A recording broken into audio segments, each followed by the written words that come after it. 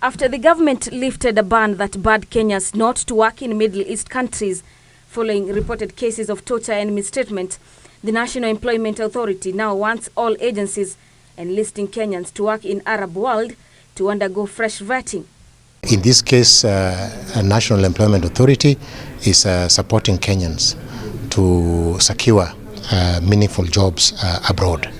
And it has put in place a number of things to help Kenyans who are interested to secure jobs abroad by for instance, regulating recruitment agencies and registering those that qualify to provide that service, and also training Kenyans going to work abroad on the basics that they need to know so as to make their stay and work in those countries successful. The authority says those approved to work in foreign countries will too have to undergo pre-departure training to prepare them for the tasks ahead. From the outlying areas of Njoro, someone may never have really come to Nairobi or doesn't even know much about Nairobi.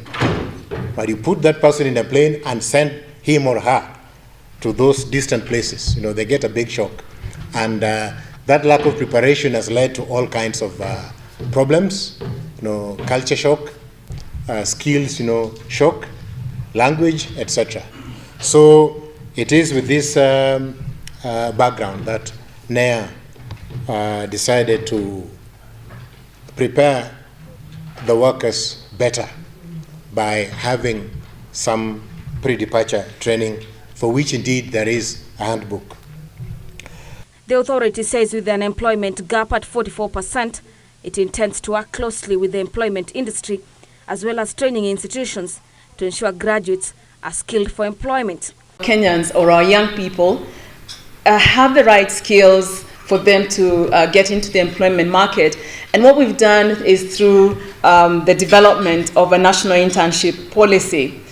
We have a draft national internship policy that is under discussion, and this policy is aimed at guiding employers and also job seekers or would-be interns in terms of accessing internship, which should provide them with a work experience that's necessary to get them into the workplace effectively.